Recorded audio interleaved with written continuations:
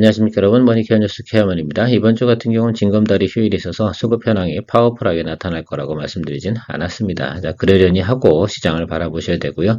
미국에서 나오는 뭐 파월 스피치, 그다음에 제조업 지표, 실업 지표 뭐 이런 것들 나오게 되어져 있는데 시장에서 생각하는 것들이 뭐 크게 우려될 만한 내용은 현재까지는 없습니다. 기대치에 부합한다고 그러면 그냥 소프트 랜딩으로 가고 있구나, 우리가 원하는 길을 가고 있구나라고 생각해 보시면 되고요. 뭐 쉬는 날 좀 미국에서 나오고 있는 뉴스라든지 또 지표 움직이는 것들 좀 체크해 보시면 될 것 같습니다.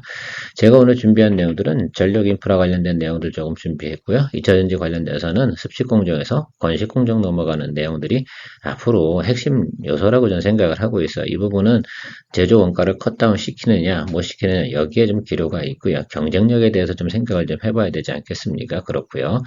자, 하반기 가면서 제 생각에는 온디바이스 AI 이런 쪽도 진행이 되긴 하고요. 더군다나 또 기업용도 우리 AI가 계속해서 진화되고 있지 않겠습니까? 그럼 거기에 들어가는 것들이 SSD입니다. 그런 쪽 관련된 내용들은 또 한번 우리가 관심을 좀 가져봐야 된다 생각하고요. 그 다음에 센트리온하고요, 엔캠 좀 체크해 보도록 하겠습니다. 오늘도 도움되셨다 생각하면 좋아요, 구독 잊지 마시고요. 구독 플러스가 가장 중요하다 말씀드렸습니다. 경제 지표 나오는 일정부터 한번 체크해 보도록 하겠습니다. 미국의 ISM 제조업 지수 47.2 정도 나오는데 50보다 높으면 좋은 거, 50보다 낮으면 안 좋은 거 이렇게 생각하시면 될 것 같습니다.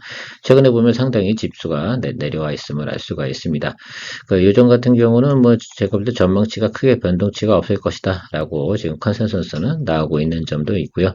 사실 제조업 지표가 미치는 영향은 시장에 아주 크게 영향을 미칠 것 같지는 않습니다. 이게 제조업 지표가 한 달 사이에 뭐 엄청나게 변동이 크게 떨어지거나 이런 현상들이 나타나는 경우는 많이 보질 못했거든요. 그래서 서서히 떨어지는 그런 내용들 의미가 좀 있지 않을까, 그런 부분들만 좀 체크해 보면 될 것 같고요.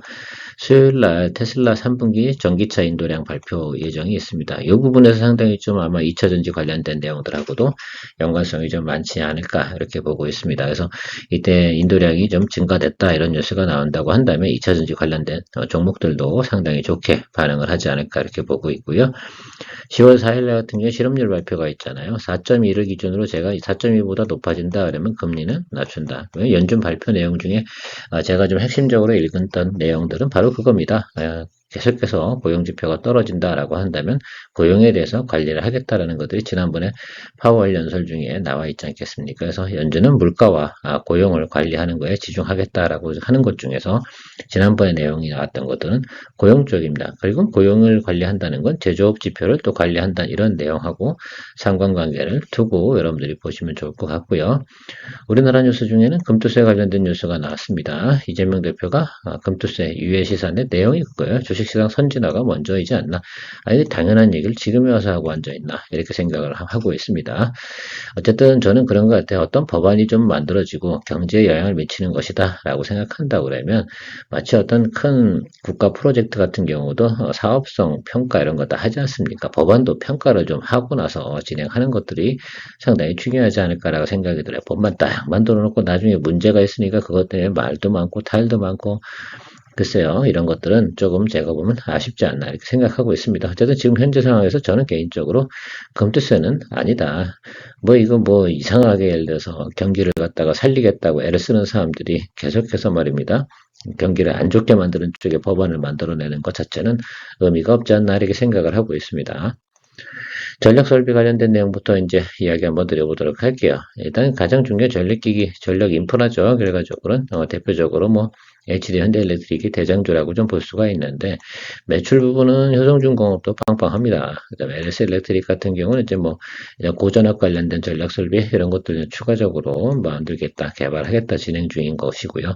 전반적으로 보면 여러분들께서 우리가 좀 체크해야 되는 건 지금 계속해서 수주량이 어떻습니까? YY 대비해서 늘어나고 있는 것들, 또 QOQ 대비해서 늘어나고 있는 것들 이런 것들이 상당히 중요한 것 같아요. 저는 뭐 주로 많이 봤던 것들이 작년에 이제 LS 일렉트릭을 여러분들하고 많이 이야기 드렸잖아요. 그래서 지난해 같은 경우는 2조 정도 됐는데 지금 글쎄요, 그때보다 훨씬 더 많이 늘어났음을 알 수 있습니다. 물론 다른 것들도 마찬가지입니다. 그래서 그런 것들 여러분들 또 한번 보고 가셔야 된다라고 생각합니다. 그래서 좋은 종목이 지금 많이 올라오다가 항상 보면 어떻습니까? 이제 밸류에이션이 높이 올라가면 거기서 이제 박스권으로 이렇게 가는 성향들이 좀 있거든요. 그래서 일단 수주장부는 계속해서 잘 나오고 있으니까요. 그래서 밸류에이션을 갖다 알리면 문제 삼을 만한 것도 아니고 주가가 좀 더 높이 올라가면 눌리고 뭐 이런 과정들이 가지 않을까 이렇게 보고 있고요. 전력 수요 같은 경우는 당연히 AI가 기폭제가 됐다라고 볼 수가 있다라고 볼 수가 있겠습니다. 그래서 전력 인프라 관련된 종목들도 여러분들께서 한 번 정도는 좀 파악해 봐야 되지 않나 생각이 들어서 준비를 좀 해봤습니다. 여러분들 시각도 한번 정리를 좀 하는 시간 가져볼게요. 피어 그룹을 좀 비교해야 되는 것 같습니다. 일단 시가총액 면에서는 HD 현대일렉트릭이 가장 좋고요. 두 번째가 LS일렉트릭, 효성중공업, 일진전기 이렇게 되어져 있습니다. 매출액 부분에서 한번 생각해 볼게요. 효성중공업이 매출액은 가장 크고요. LS일렉트릭도 매출이 큽니다. HD 현대일렉트릭 같은 경우 세 번째죠. 시가총액하고는 상당히 큰 차이가 있음을 알 수가 있습니다. 일진전기 같은 경우에 당연히 뭐 우리가 시가총액이 좀 작음을 알 수 있고 매출도 작음을 알 수가 있는데요. 이건 뭐 여러분들 설명 굳이 안 드려도 알 거라고 생각이 듭니다. 자, 핵심이 뭐냐면, 자, 매출 대비해서 이제 영업이익 나오는 부분이 있지 않겠습니까? 그럼 밸류에이션을 갖다 얼마 줄 수 있는, 결과적으로 영업이익이 좋다는 건 EPS가 좋다. 이렇게 해석을 좀 하실 수가 있겠습니다. 자, 그래서 지금 보면 HD, 현대일렉트릭이 가장 좋죠. 그래서 여기 같은 경우 그만큼 어떻게 밸류에이션 더 받아도 되는 곳이다라고 생각할 수가 있고요. 그럼 밸류에이션이 두 번째로 좋아야 되는 건 LS일렉트릭 이렇게 보시면 좋을 것 같습니다. 자, 그래서 좀 전체적으로 비율로 보게 되면 그런데 실제로 보면 여기선 좀 착시가 있을 수 있어요. 일진전기가 훨씬 더 좋습니다. 그죠? 네, 그래서 전체 비율로 따지게 되면, 그래서 그 점들은 좀 여러분들께서 좀 차관 좀 해주셔서 보면 좋을 것 같고, 결론적으로는 이런 것 같아요. HD 현대일렉트릭이 현재 이제 가장 주가 부분에서는 대장 역할을 할 수밖에 없는 구조가 되어져 있다. 그래서 영업 수익이 좀 많이 나는 제품들을 갖다가 공급을 한다. 이렇게 볼 수가 있겠습니다. 예, 오늘 장표 준비한 게 상당히 많아서요. 빨리빨리 진행해 보도록 하겠습니다. 중간에 또 설명이 좀 부족한 게 있다 하더라도 양해 부탁드리도록 하겠습니다. 자, PER과 영업이익률 한번 생각해 볼게요. 비슷하게 맞아 떨어지죠? 그러니까 문제가 될 만한 내용은 아니고 EPS도 괜찮습니다. 자, 저는 우리가 봐야 되는 것들, 그럼 차트적으로 어떻게 봐야 되냐? 자, 8월 5일 날 안 좋았고요. 우리가 두 번째 안 좋은 날 여기였습니다. 그래서 우리 이제 지내고 생각해 보면 여기는 잘 오지 않을 거다라는 말씀을 좀 드리고 있는데 어떻게 생각하세요? 예. 이 정도 상황이 이제 매크로가 깨지는 상황이 오지 않는다라고 한다면 여기는 오지 않을 거다. 자, 그러면 일단 반등 올라왔으니까 뭐 어떤 차익물은 분명히 나올 거예요. 왜냐면 전고점까지 거의 다 오고 있지 않겠습니까? 그래서 더 위로 치고 올라가려고 그러면 바로 뭐예요? 여러 가지 면에서 시장에서 도와줘야 된다고 저는 생각을 하고 있습니다. 자, 그러면 한번 눌림이 들어오는 전제 조건은 항상 있을 것이고 제가 늘상 주창하는 거, 이 회사 같은 경우는 영업이익이나 매출, 수주장부가 나쁜 것은 아니니까 그러면 무작정 빠질 건 아니다라고 볼 수가 있겠고요. 기본적인 눌림만 생각해 보면 될 것 같아요. 그러면 여기 중심선이 있어요. 21, 2평 이 선 라인이 상당히 중요한 선이라고 볼 수가 있겠습니다. 그래서 30만 원 언더로 들어오는 경우가 생긴다 그러면 요거는 매수를 해줄 수 있는 구간이 되지 않나 이렇게 보고 있습니다. 근데 저 같은 경우는 보통 보면 이제 수익률에 대해 좀 생각을 더 많이 하잖아요. 그래서 업사이드가 좀 더 많은 쪽으로 투자하는 쪽이니까 여러분들 같은 경우도 한번 일부분은 조금 고민은 좀 해보셔야 될 상황은 있다라고 말씀을 드리도록 하겠습니다. 다음은 LS 일렉트릭입니다. LS 일렉트릭 같은 경우는 이 정도 수준입니다. 사실 그 밸류에이션이 좀 높다 할 수가 있겠습니다. 그래서 지난번에도 이 구간이 간 것들이 상당히 좀 뭐라 그럴까요? 좀 퀘스천 마크라고 좀 할 수가 있겠습니다. 그래서 지금 같은 경우는 전체적으로 수급이나 내용상으로 보게 되면 여기도 그렇잖아요. 매크로 안 좋을 때가 이 자리였습니다. 그래서 이거 종목 같은 경우는 더 눌렸었어요. 그러니까 제가 생각할 때는 이 종목 같은 경우는 조금 더 업사이드로 올라갈 수 있는 경우가 있다라고 좀 볼 수가 있겠습니다. 충분히 저는 업사이드가 있는 것을 더 본다라고 생각해 보면 LS 일렉트릭 쪽이 좀 더 있지 않나라고 생각을 하고요. 사업의 확장성이라든지 앞으로 추진하고 있는 내용들이 좀 진행된다 그러면 미래 가치까지 조금 인정을 받는다라고 한다면 조금 더 업사이드가 발생할 가능성이 있다라고 볼 수가 있겠습니다. 겨우 이제 아래서 치고 올라와가지고 제가 이런 말씀 드렸잖아요. 지난주 같은 경우에 역배열로 떨어지는 게 낙폭이 크게 떨어지는 과정 속에서 생각해 봐야 되는 것들에 대해서 몇 가지 이야기 드린 적이 있습니다. 이 구간에서 이렇게 들어올 때 처음으로다가 일봉이 21이동 평균선 윗단으로 올라오는 거, 이 모습이 상당히 중요하다라고 표현 드린 적이 있습니다. 요거는 제가 다시 설명하는 이유 중에 하나는 앞으로도 여러분들께서 주식을 거래함에 있어서 이런 것들을 한번 센스적으로 생각해 보실 수가 있겠습니다. 자, 그러면 쭉 내려오다 21일평을 처음으로다가 일봉이 치고 올라왔으면 보통 거기서 바로 치고 올라가는 경우는 많지 않습니다. 자, 그렇게 생각해 보면 이 종목 같은 경우는 조금 아래쪽으로 이렇게 끌고 들어오는 내용들이 발생이 될 거예요. 물론 여기로 훼손하지는 않을 겁니다. 그래서 보통 이런 경우는 21일평 요 라인, 여기 하단이나 이런 부분에서 아래쪽으로 들어오는 경우는 매수 구간이고 위쪽에서는 그냥 홀드하고 기다려주는 쪽으로 해석을 좀 하면 좋을 것 같아요. 그래서 제가 보고 있는 것들은 지금 여기 보시면 15만원 라인 있지 않겠습니까? 그 라인에서 저는 공략 포인트가 좀 있지 않나라고 생각하고 있어요. 그래서 여러분들도 한번 요 선 라인에서 한번 체크하고 기다려주시면 되지 않을까.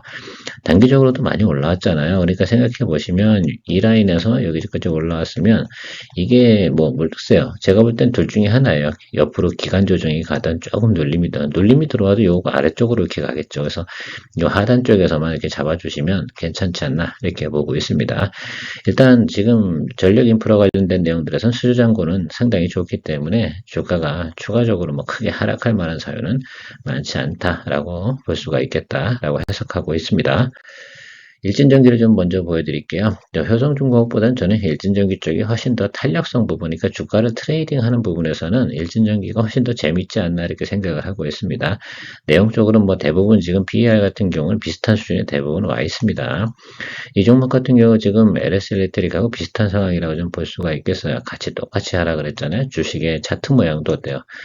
똑같이 들어왔습니다. 그래서 처음으로 들어왔고 여기 이제 치고 올랐잖아요. 크로스가 생겼잖아요. 여기가 부딪히면 잘 안 올라가요. 그래서 조금 눌립니다. 들어오는 과정 생각해보면 이건 주당 단가도 높지 않지 않습니까? 그래서 제가 볼 땐 여기 2만원 똑같이 21일평입니다. 2만원 선, 요 라인에서 평균 매수 단가 조절해 줄 생각을 가지고 모니터링을 좀 진행해 보시면 상당히 좋지 않나 이렇게 저는 보고 있습니다.